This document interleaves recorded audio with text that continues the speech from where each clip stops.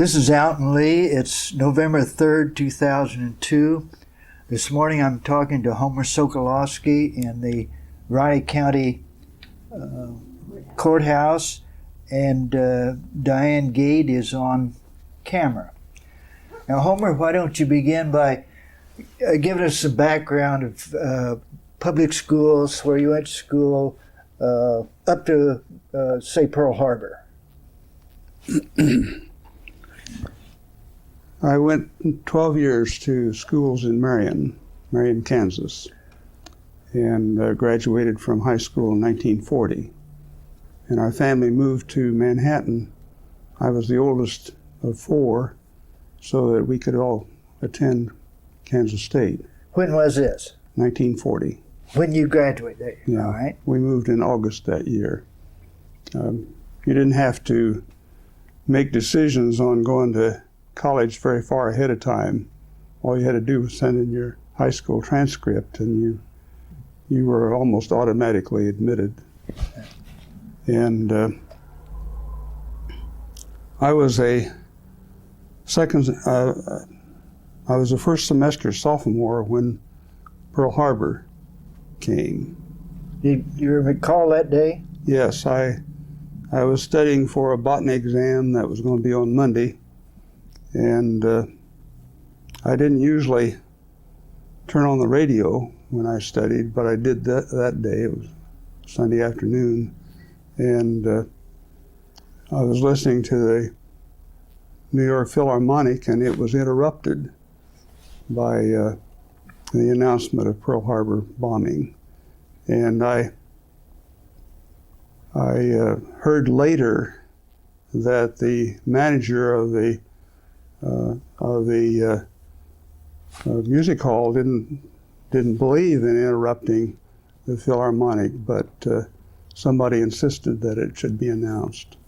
What was your immediate reaction? Do you have any idea what an impact that is going to have on you? Well, I knew John Babcock, who had graduated the previous fall, and he was in the advanced ROTC, and he had been commissioned, so he was in Hawaii. I knew he was at a fort very close to Pearl Harbor, so I was thinking about him, basically. All right, Pearl Harbor hits in December 1941. You're studying for exams, then what?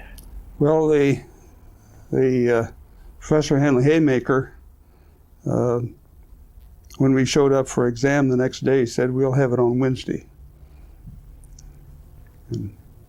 Now, how did you get connected with the service? Well, are you in ROTC and at K-State? No, I was. Everybody was in. All the males were in first 2 years of ROTC, and I was in the Coast Artillery ROTC, and in February of 42, there was a Marine recruiter. He was second lieutenant. He graduated K-State, and he'd come back to recruit people for what was called the platoon leaders class. And so I visited with him, and these visitations were in the hall of Anderson Hall, just outside Rec Center. Rec Center was the part of Anderson Hall that is now the registrar and admissions. And he set me up for an interview in Kansas City in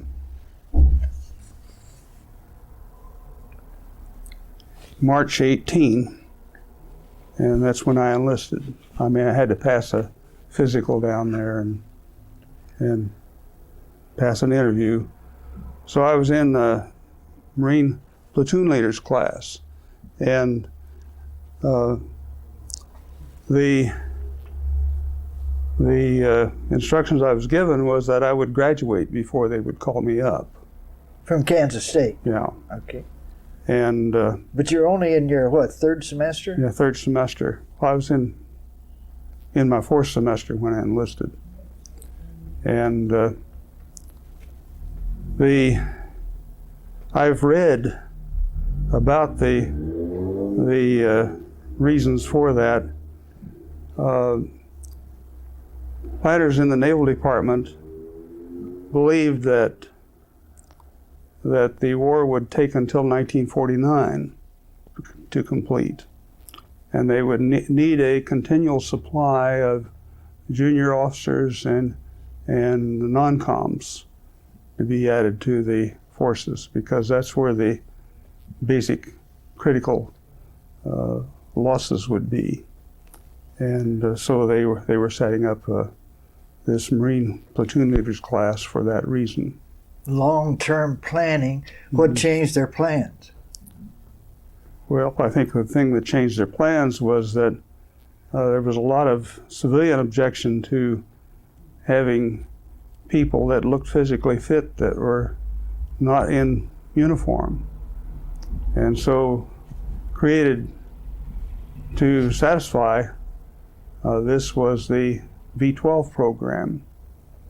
Now I've looked for what the other V numbers stand for. I found V5, which was the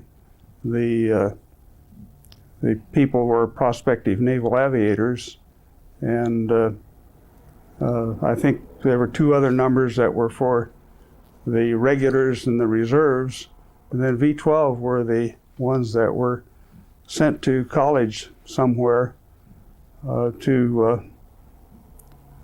give them additional training, so that when the OCS and the like would open up, they would have them ready.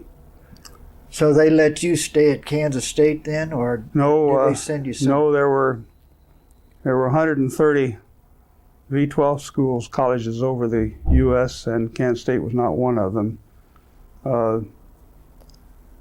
30 of them had Marines. All 130 had naval personnel, and 32 of the people who had were in Marine enlistees were sent to Bowling Green, Ohio, Bowling Green State University, 1,000 miles away from Manhattan. And those 32 came from various colleges in Kansas, not from KU, but from other places. Now, is this the picture of the young Marine in his? Well, this is a picture that I see on the back of it. Is made at Quantico. I think I was in the OCS at that time. So this is a little later, a little further on. But we were in uniform at Bowling Green. Okay, now tell us about your experiences at Bowling Green. What kind of a program was this? Well, it was regular college classes. I had completed 3 years at Kansas State by that time, and my active duty started the 1st of July in 1943, and there were 200 Navy and 200 Marines at Bowling Green, and that was set by the size of their dormitory. The dormitory would hold 200, but they had twice as many in it as had been previously used. We had 4 to a room much smaller than this, and double-deck bunks, and we took regular college classes. They had set up courses that were taught by their regular faculty, and I had taken all the things that were required by the prospective Marine officer, and so I took basically electives at that would fit into your program. Yeah. All right. And when I completed Well, we could compete. We could compete in athletics at Bowling Green. So I played football there, and played center on their football team that used T formation, which was very, very appropriate for a center. I mean, you didn't have to look back. Did you participate in athletics here at K-State before this? Yes, I was in track and football. Track and football. Okay. So you played football at Bowling Green. Did you go out for track? No, we weren't there in the proper season. They did have a track meet, but they didn't have javelin in their. In Ohio, they never threw the javelin in college, and but I ran the high hurdles, and I did run high hurdles in one meet. All right, how long did this program last? A semester? I was there a semester, but V12 lasted much longer than that. Then where did you go from Bowling Green? I had brief leave to come home and then go to Parris Island, South Carolina. Every Marine went to boot camp, and Parris Island was boot camp. Some Marines went to Oceanside, California, San Diego, but I don't think any that were headed for OCS went to Oceanside. I think they all went to Parris Island. How long boot camp lasts in Parris Island? I have the dates here.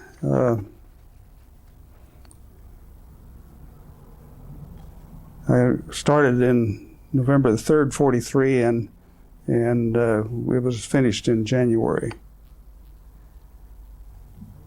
And I even have the platoon number I was in, and platoon 828, 12th Reserve Battalion, and my enlisted number was 390916. 390916, yeah. And oddly, my officer number has the same numbers, but they're scrambled. Ah, okay. All right, you're through boot camp. Now you go to OCS. Yeah. In Quantico. Quantico. How long did that last? OCS was 3 months, and that was followed by 3 months of what they call ROC, Reserve Officers Class. And this is all at Quantico? Yeah. All right. And then after those 6 months, I had another leave to come home, and I talked with the dean in arts and science, whom I knew, and he asked me if I wanted to graduate. He asked me how many hours I had. I had, by that time, 11 hours shy of graduation. And by transferring the courses from Bowling Green back to Kansas State. And the regents in Kansas had just approved granting 4 hours to everybody who had been in service, 8 hours if they went through non-commissioned officer school, and 12 hours if they were commissioned. And since I just been commissioned, why I was eligible for what was basically advanced ROTC. And that gave me 1 more hour than I needed for graduation. And my mother wanted me to graduate. My dad had lacked 9 hours of graduating from college, and he never had been able to complete it. So I applied for graduation, and I graduated with my class, although it's pretty much a fragmented class. And when I go back to reunions now, I don't know anybody. They're all female. Men are gone. Yeah, One place or another. Practically all the men were gone. Service, yeah. And this is the picture in OCS, and I think you got that already. Yeah. All right, you're what, first lieutenant now? Second lieutenant? Second lieutenant. Second lieutenant. What's your next assignment? Well, we had to list our choices out of OCS and ROC, and we had to put infantry for one of them. So I put artillery for my first choice, and communications for my second choice, and infantry for my third choice. And I was approved for artillery, and the artillery school was at Quantico, what they call Center City, and that was a 3-month-long course. So I had basically 9 months at Quantico. Yeah. I spent a lot of time in schools when I was in the service. And now you're finished. And I think I should say out of that Quantico is 34 miles from Washington, and there's a direct line railroad that went from Quantico to Washington, and the fare cost $1 to go each way. And I spent a lot of weekends in Washington. In Washington, there were a lot of hotels that had been converted to provide for service personnel, and they had cots set up, and I think it cost $1 to stay overnight. So I spent a lot of weekends in Washington and walked around a lot of the places that are national shrines and places to visit in Washington. I assume that, am I correct, that you were a history major? I was, I had more history than anything else, but I was not a history major. I think it was just general science is what it's called. So these national shrines would be of great interest to you to see them firsthand. Our family had visited Washington in 1939, but that was the only experience I'd had prior to that. Yeah. All right, now you're probably ready for overseas duty. What was your assignment?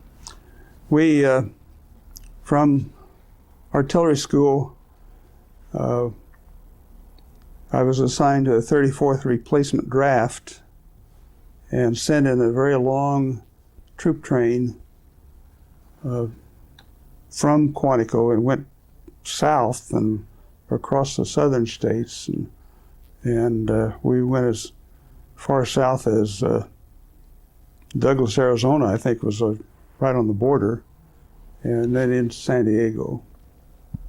And I was assigned to what was called the 34th replacement draft, and we went aboard the ship Rochambeau in November of '44. This is a troop ship. It's an old French liner that had been converted to a troop ship. So the conversion meant that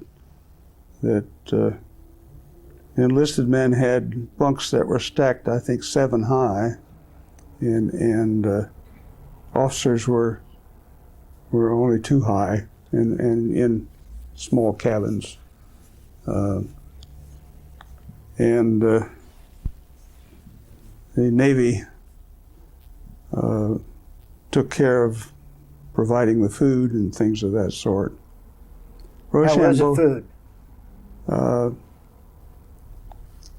It was just sort of typical. It wasn't every place. I think food was adequate, but it wasn't exciting. All right. Any incidents that stick out in your mind going through all these various schools, boot camp, officers training? Well, I had never, as I grew up, I had never owned a gun, a BB gun or anything. But at boot camp, I think the thing I remember most was that they had a week or more at the rifle range, and I had very excellent eyes, and I did what the rifle instructor said, and when we had our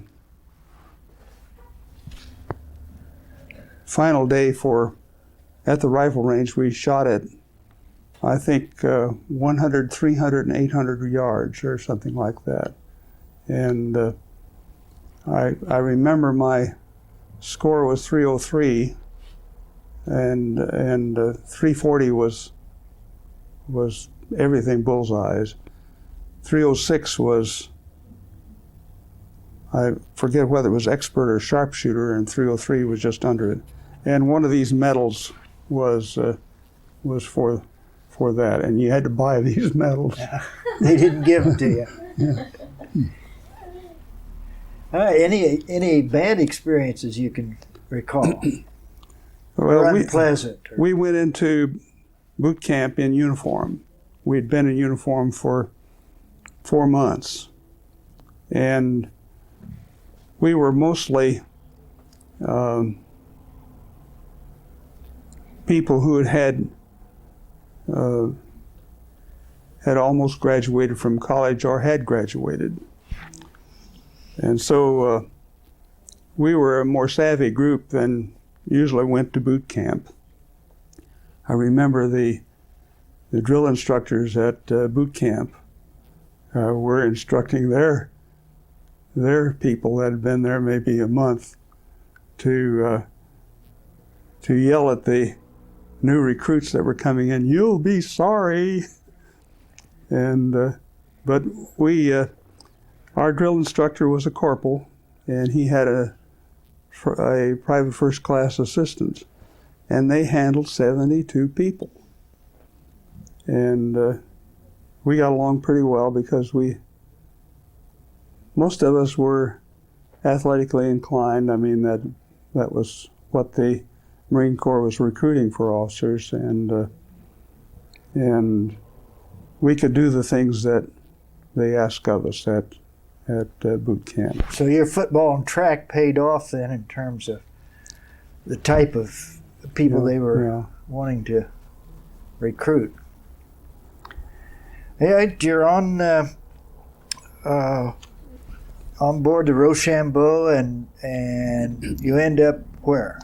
Well, we went up from San Diego to San Francisco, and it wasn't very pleasant to be at that particular part of the journey. There was a lot of pitching and rolling of the ship. It's a high silhouette ship. It's not one that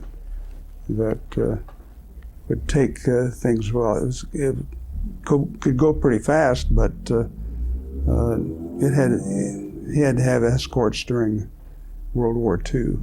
And at San Francisco, we joined a flotilla that had destroyer escorts and blimps and things of that sort, and we went from there to Honolulu.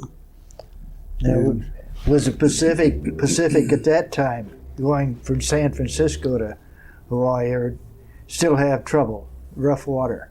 It wasn't as bad from San Francisco to Honolulu as it had been from San Diego to San Francisco. Yeah. And we laid over in Pearl Harbor, and I remember we could see the pineapple plantations around, and the devastation of December 7th, and the Navy personnel on the ship got shore leave, but the Marines didn't. Why was that? I think that was just a decision that the captain had made. The first time that I walked on Hawaii was, I think, 1996, but I'd seen Hawaii before that. But hadn't been on land. Mm-hmm. How long did you lay over there? Just a couple of days. Then you went on to still on the Rochambeau. Yeah. All right. And we're heading for Guam, but we went into Kwajalein and Eniwetok, and I looked up those.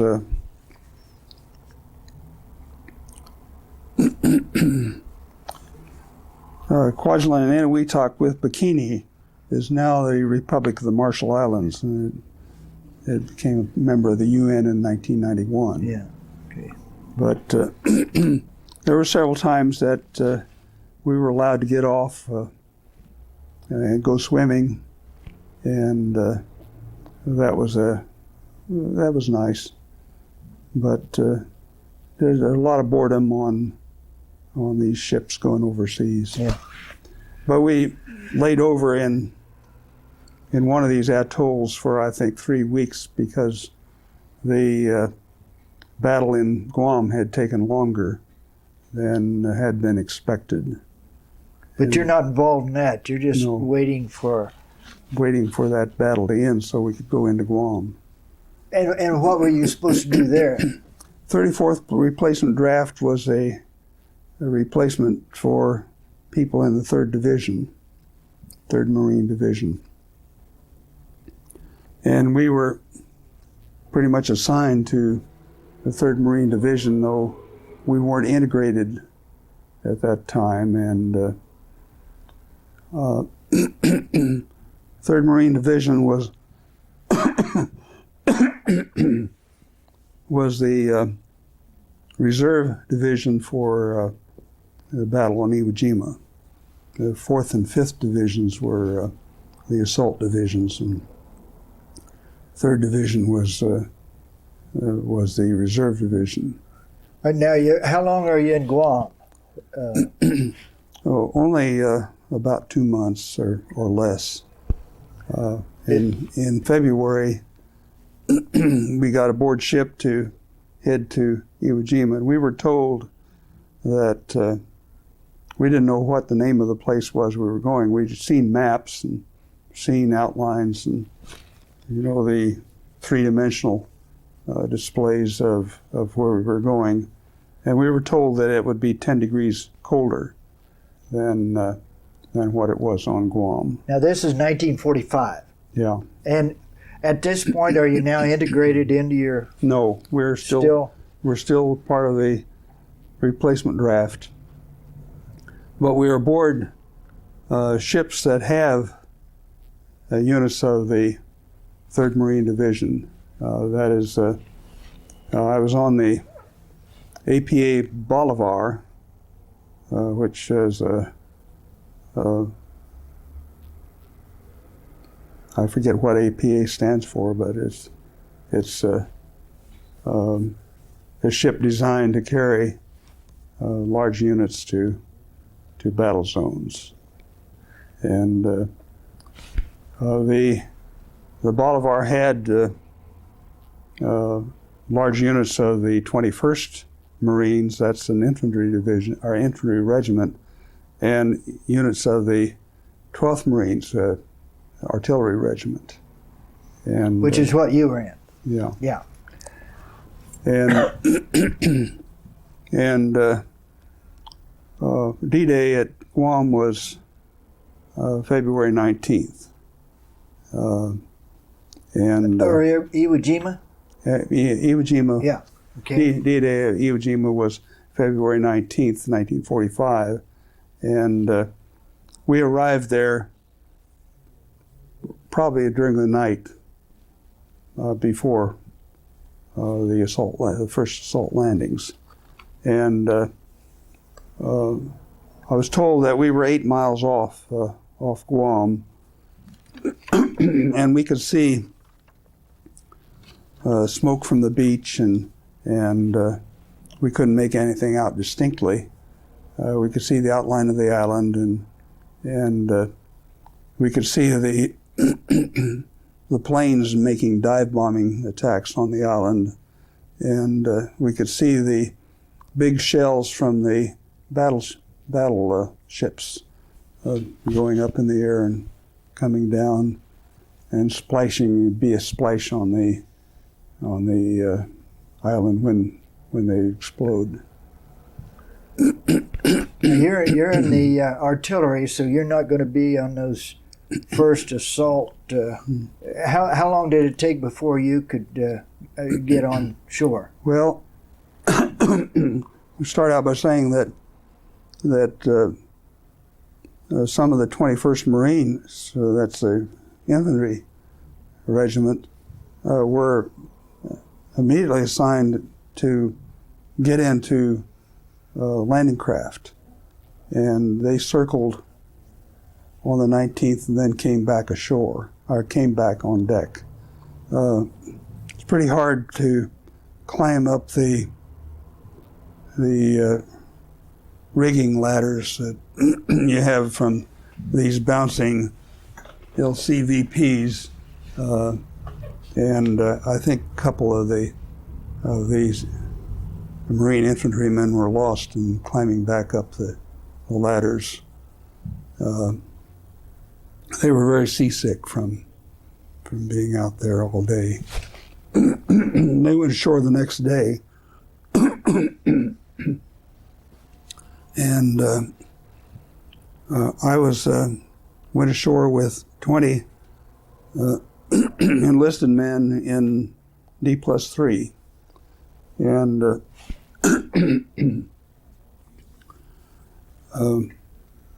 we were still in the replacement draft, and my senior enlisted man was a corporal cook, and the rest of them were privates and PFCs.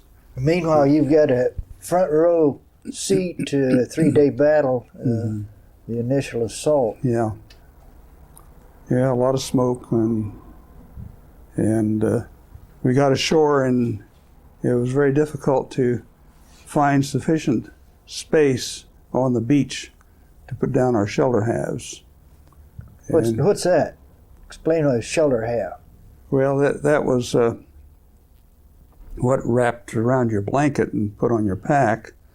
And when you get ashore, why, 2 people would put their shelter halves together, and that would provide a small tent that would be over their foxhole. And there was a lot of devastation on the beach. The LCVP is a small craft. It's about right for 20 people, and it could hold a jeep and a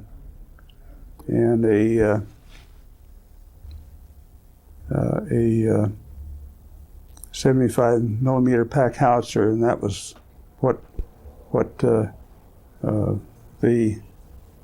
battery that I eventually was assigned to, was 75s, and so you take your howitzer right in with you when you land. Yeah, but we weren't yet attached to a artillery unit. We were told when we got on the beach to set up our shelter halves and to stay in a particular close area. I don't know how they handled the knowledge of what we were and what we were going to be assigned to, but somehow that was done. And slowly my men were drawn off and placed in different units, and I think the one they took first was the corporal cook, and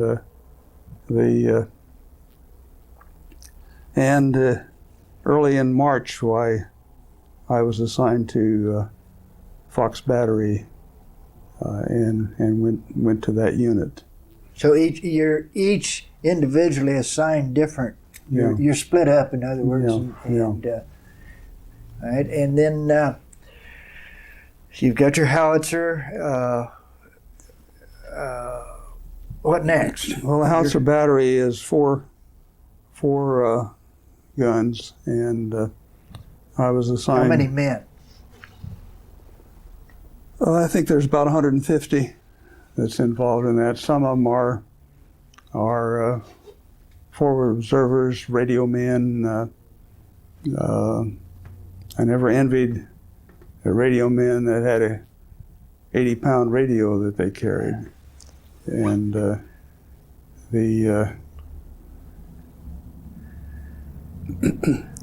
I might say that in our preparations for going to Iwo Jima,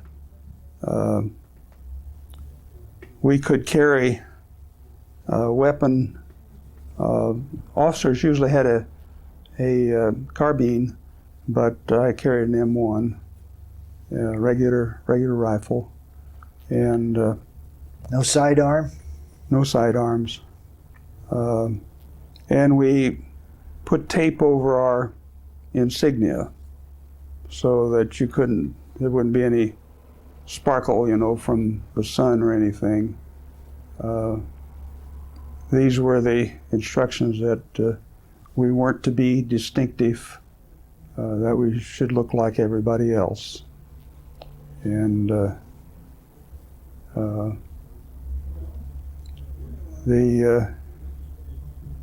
when we got ashore on Iwo Jima, I found that there were a great many of these big shells that had been fired by the battleships that were lined up.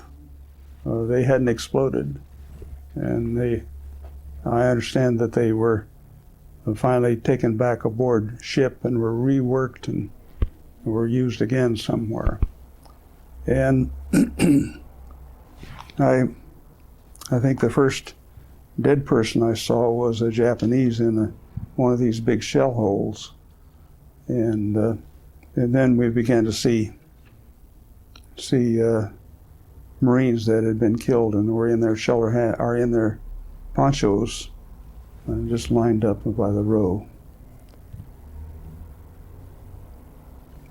And the Iwo Jima is a small island, 8 square miles, about 5 miles long and 3 miles at the widest part. And the end of it is Suribachi, an extinct volcano that's about 500 feet high or more. And the artillery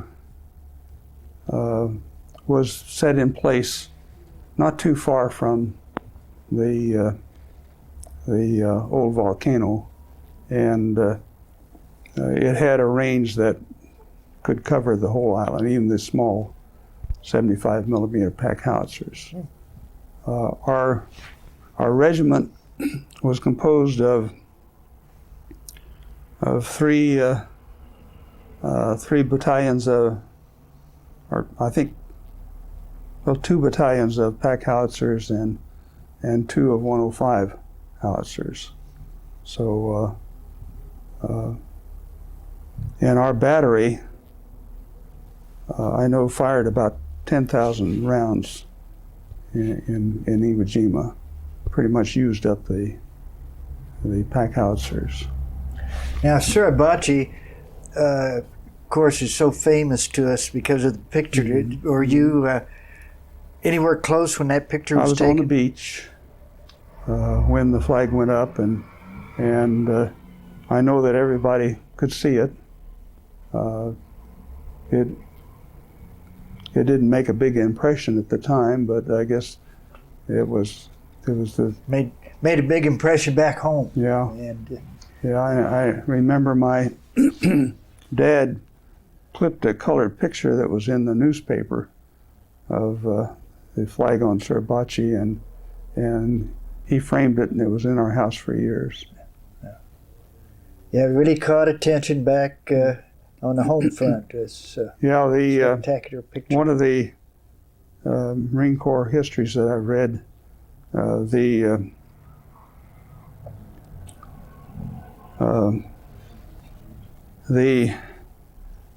naval commander in the Pacific Fleet told the Marine commander in the Pacific Fleet that flag means the Marines will last another 500 years. As I understand, Iwo Jima was just a terrible island to capture in terms of casualties. Yes, it was. Can you give us you recall any figures? Like, well, if a commander loses 20%, that's heavy casualties. It depends on where you were. The Marine battery that I was in had 5 casualties. All of them survived. 4 of them went back to active duty, and 1 was sent home because I guess his injuries were so severe. Some of the infantry companies had officers in them that I was associated with in OCS, and they had 150% casualties. That means they had more than 1 injury per person, or the people that were added to the platoon also became casualties. Yeah. Replacements. Yeah. Tell us a little why. What was the Japanese strategy? Why were their casualties so terrific there? Well, they had a long time to equip their island with tunnels, and we found out later that they had tunnels that were 4 and 5 stories deep, and and that was done at great difficulty, because I know when I went up as a forward observer, we had to put our ponchos under us in the foxhole because it was hot. I mean, that was the results of being in an old volcano. And this is a long way from Suribachi. This was on the other end of the island. But we didn't see much of the Japanese. I mean, they stayed in these tunnels and in these holes, and they weren't evident much. Had to get them out with flamethrowers. Flamethrowers were used a lot in this battle, and the movement from one place to another was at great cost. Tell us a little about yourself and all this. What are you doing?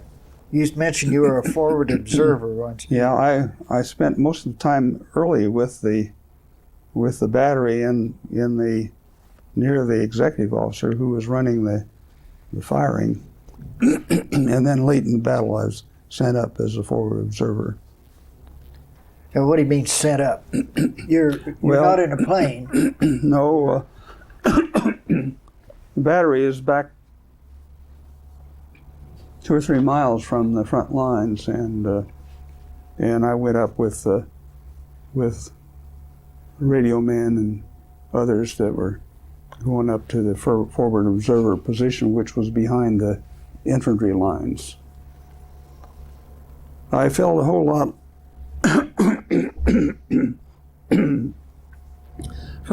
like a reserve in a football game, being sent in late when the game was almost won, so that I could get ready for the next game.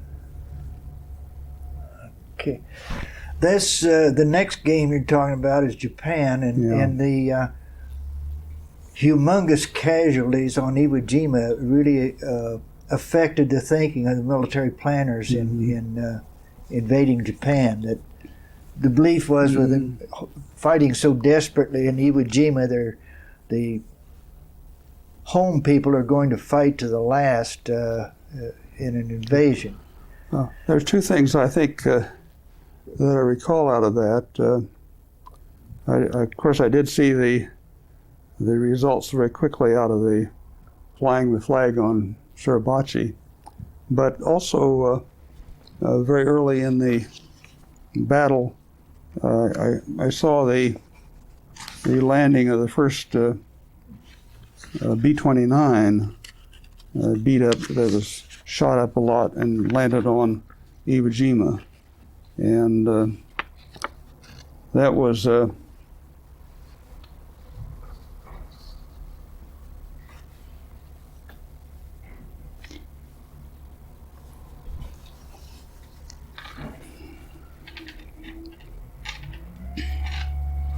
Well, I think that's around March 8th or something like that. Is that when you get your serious appendicitis attack? No, it's later. Later.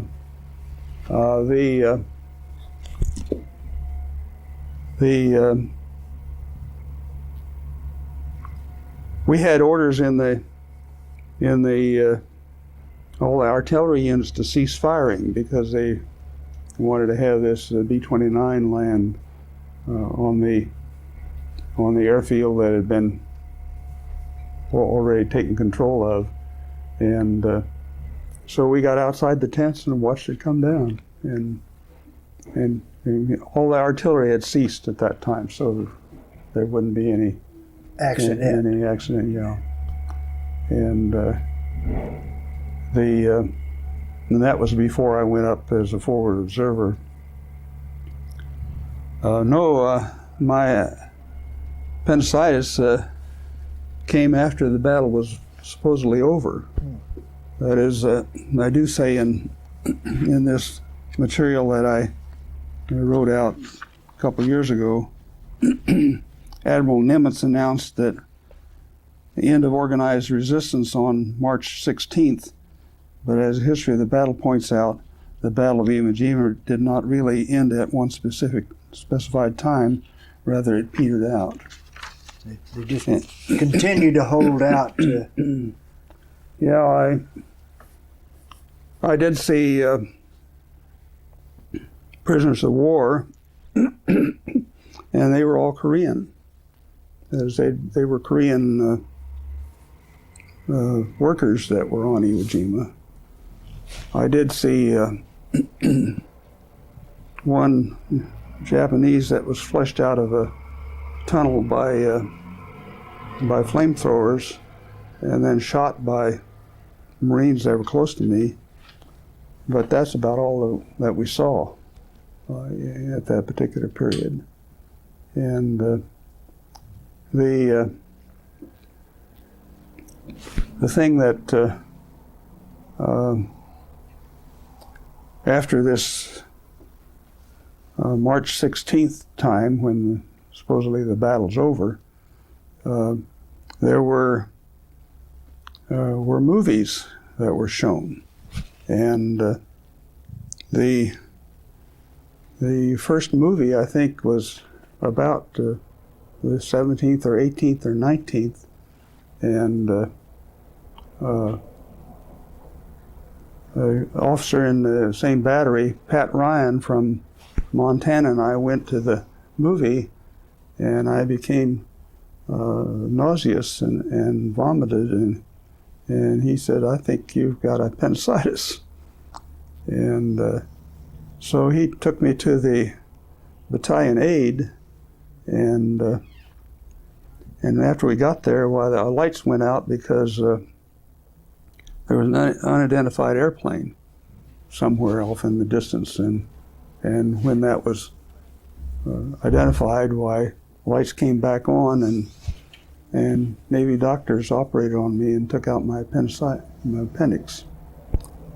And so I have a big scar from Iwo Jima, but it's not enemy inflicted. I was put in a big tent. I think it'd hold about 40 cots, and I was just about the only person in it. And I was taped up very well, but I was afraid that if I rolled over in my sleep that I'd tear my tape open, and so I stayed awake all night. And early in the morning, there began to be a lot of people brought in, and I found out later that what had happened is about 200 Japanese had come out of the caves and had gone along where Air Corps were, and the Air Corps had not dug in. They just set their pyramidal tents up on the sand, and the Japanese were slitting the tents and throwing grenades in, and these were casualties of that. The Japanese were all killed, but they were trying to get an LST and sail away, and so the tent was filled up by daybreak, and I was put aboard a plane that day and flown to Guam, to hospital in Guam. And I know in this 4-officer ward that I was in, the person with the greatest pain was an Air Corps major who had his middle finger blown off by a grenade in one of these tents.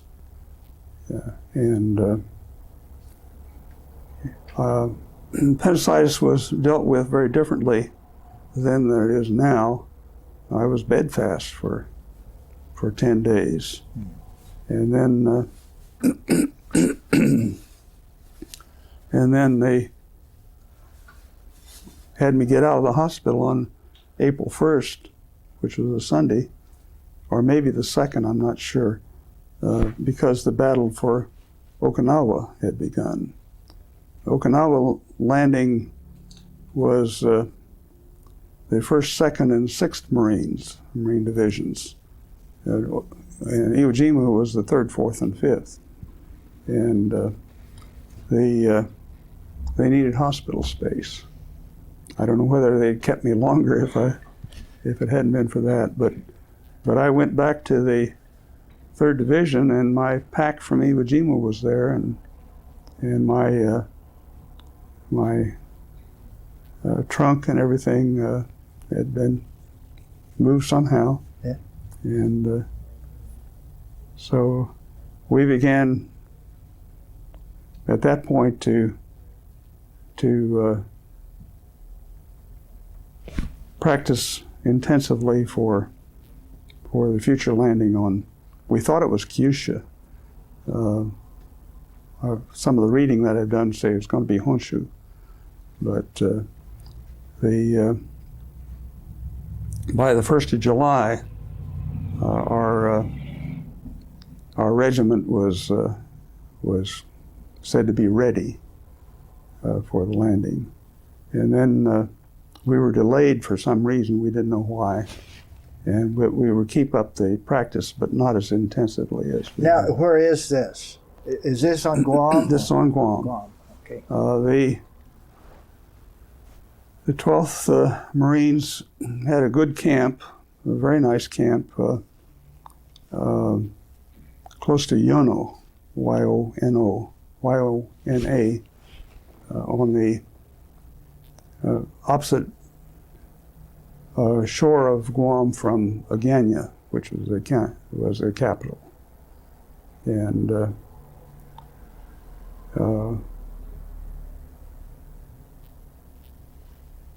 we'd done our our shooting range was in sort of the interior of Guam, and that's where we'd gone regularly. So you're ready to invade Japan, then what happens? Well, the dropping of the atomic bombs on Hiroshima and Nagasaki made a big difference. And I remember that one of the replacement officers, a young second lieutenant named Sullivan from Massachusetts, Boston, I think, went up to North Field, which was where the B-29s flew out of Guam, after the dropping on, well, I think after the Japanese had agreed to surrender. And he was killed in a Jeep accident coming back from North Field. Well, he was just as much a casualty of the war and never had been in battle.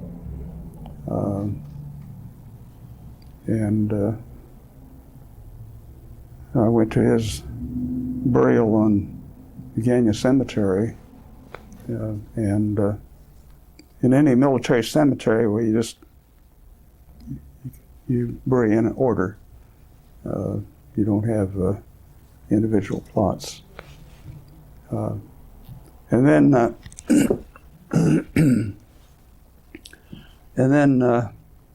we began to have Well, actually, when we came back from Iwo Jima, there were quite a number of the veterans that had been in 3 battles in Bougainville and Guam and Iwo Jima. They were sent home. And so we had quite a few replacements. This is after the surrender? Yeah, after Iwo Jima. Oh, after you... Soon. I mean, the ones that had been in 3 battles, they had enough points to go home. And after the surrender of the Japanese, it required 45 points to go home. And I had 41. And you got a point for every month in service, a point for every month overseas, and 5 points for every battle. And so I lacked a few points of going home. So you're sitting on Guam waiting. Mm-hmm. And I was sent to Island Command, which was in the center of Guam. It was about 1,000 feet elevation. Very nice accommodations. We had good accommodations. We had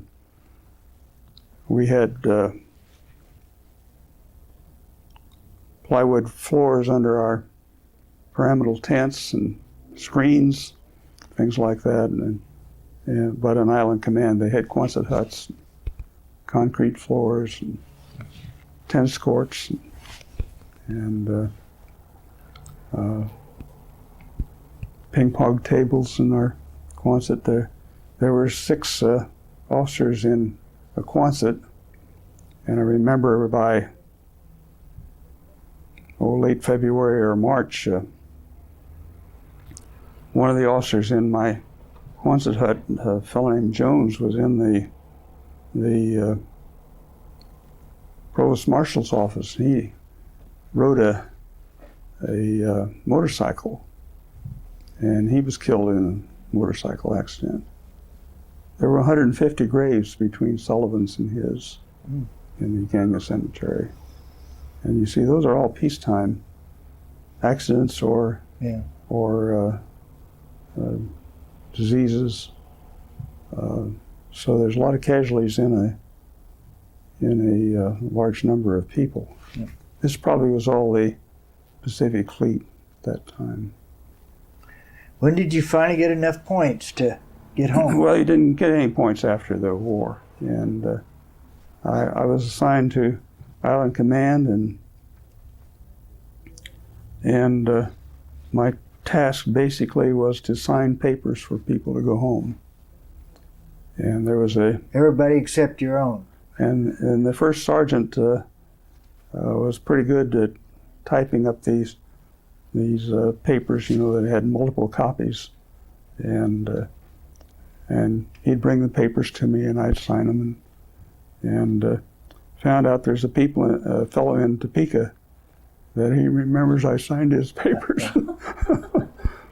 and I met him in February this year. Mm-hmm. When did you finally get home then? I got home in March of 46. Came home on the SS Wakefield, and I know that was a ship that was named after the place where Washington was born.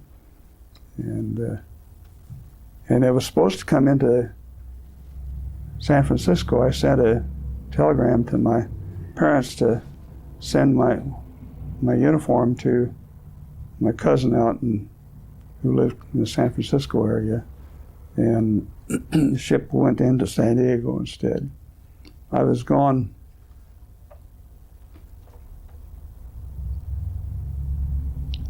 from November 44 to March 46. So came back into the same port that I left.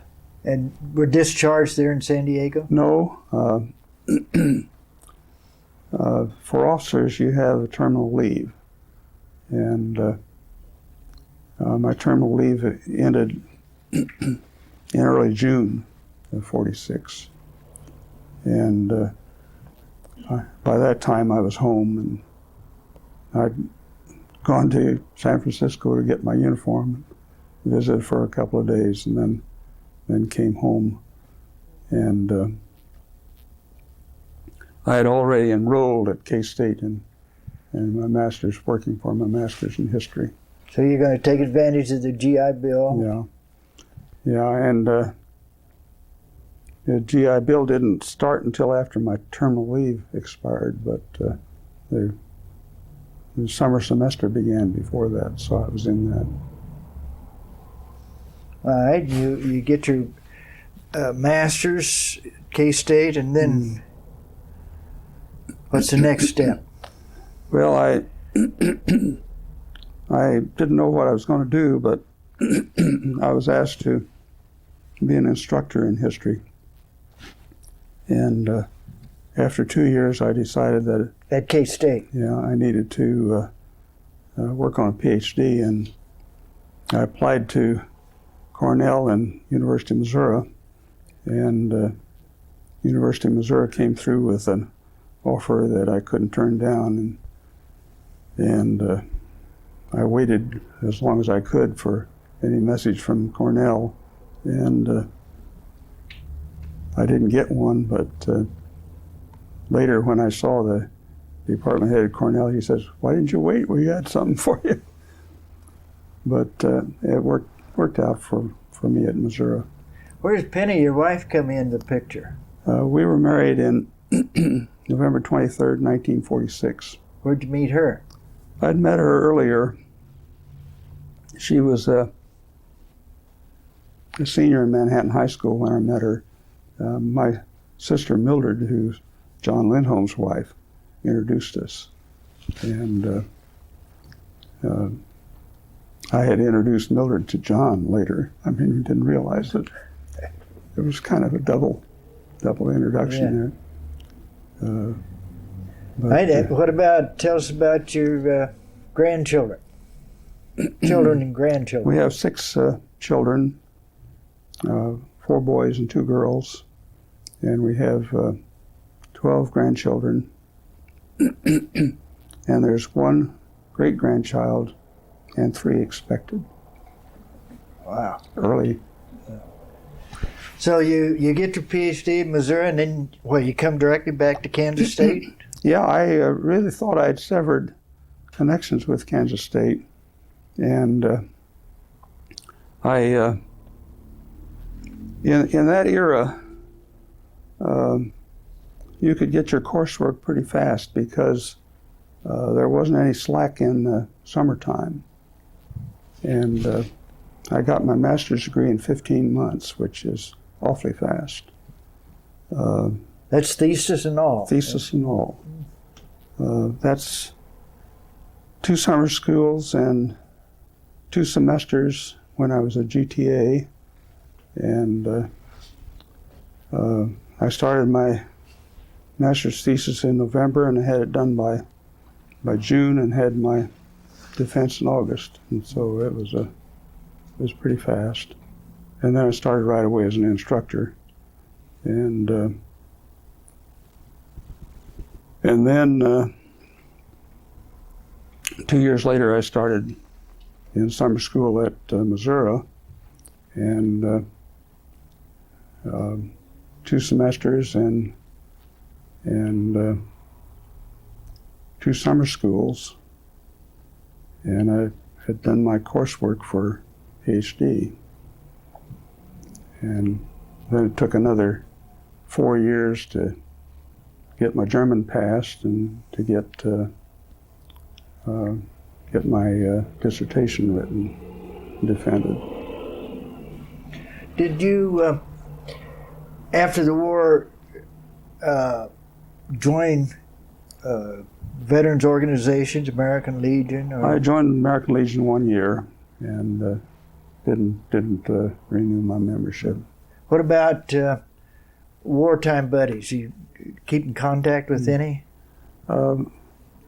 I did join the 3rd Marine Division Association, and I get their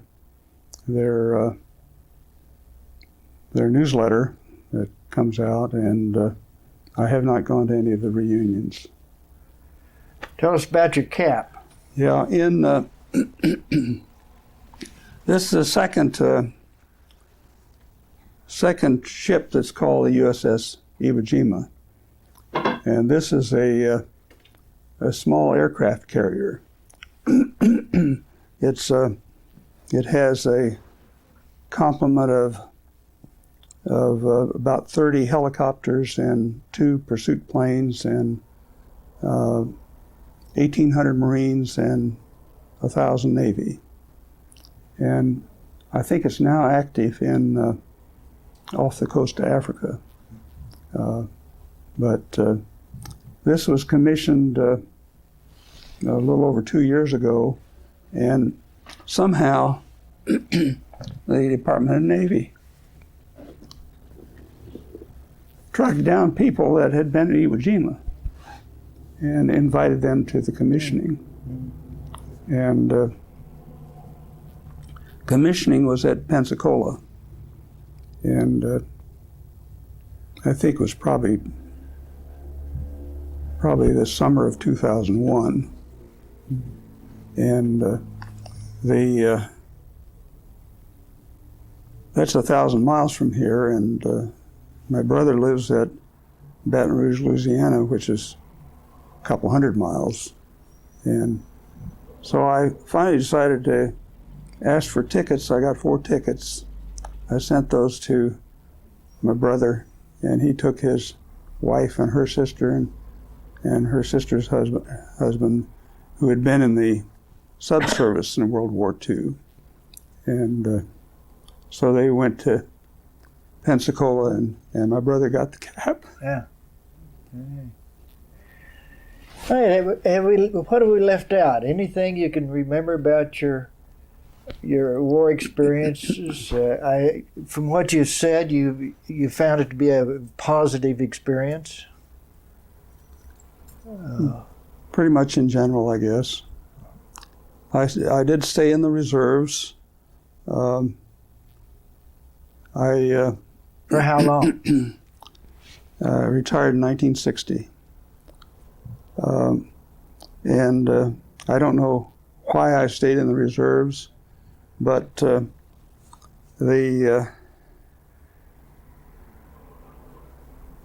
I had virtually no contact until the Korean War, and I was advised to have a little closer contact with some unit, and there was a naval composite unit that met in President McCain's office, and the likes of Conrad Erickson and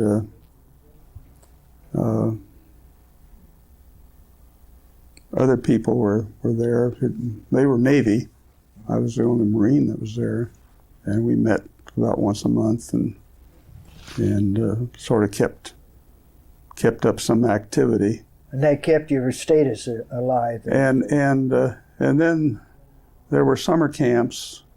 I never was able to get a full year's service in the reserves because you had to do correspondence work and things like that. But I went to summer camps, I think, 5 or 6 times, and they're always a long way from here. They're in California, or they're in Virginia or North Carolina. And they would take 3 weeks because it'd take half a week to get there and half a week to get back and 2 weeks in the camp. And some of these were quite interesting. I remember one of them was basically a camp that the instruction was about loading ships for combat. And what you do if you're Marine loading, you load in such a way so that the things you need first are going to be available, and you can take them off the ship. And we had stories about what had happened at the Spanish-American War, where ships were loaded like they would load them for compact loading, and things they wanted first were underneath, and they couldn't get them. They couldn't get the shells to the cannon, and things like that. Yeah. And other camps I might be applying to, because they were in line with what we were doing. In 1954, I received an appointment as a Carnegie intern in general education at Yale, and so I went to a Marine camp at Little Creek, Virginia, that was on the way. And I had a artillery battery commander spec number by that time, and I guess I told you what my enlisted number was. My officer number was 036919. It's the same numbers, but they're scrambled. Different sequence. And I think what they use now is the Social Security number for all the. And one thing we have forgotten is your rank. After OCS, you're second lieutenant. Mm-hmm. Then what about promotions? A month after the Japanese surrender, I was advanced to first lieutenant. And as a result of my going to summer camps in 1956, I was advanced to captain. And somehow, I don't know how it happens, the stuff I get from the 3rd Marine Division Association is now addressed to me as major. I don't know who promoted that. Maybe you're a major and you don't know it. They know something you don't know. Well, I retired in 1960 as a captain, so I don't think you get to be major after that. All right, let's see. When did you retire from Kansas State University? 1992. 1992. In January 92. Okay, anything that you can think of that I've overlooked? Anything that stands out in your mind about your war experience? Mm-hmm. Well, I've tried to locate some of the people I was with. I was in a tent for a long time with the executive officer of the battery, whose name was Mason McQuiston. And I've never been able to locate him. He was from Oregon, Coos Bay, I think. And I know he had a desire at that time to go to medical school, but I don't know whatever happened to him. And there were some other officers that I knew. One of them, the captain of our battery, was from Omaha. And I think I see the name of another in the Marine Corps Association who lives in St. Louis now, but I just haven't had contact with him. Mm-hmm.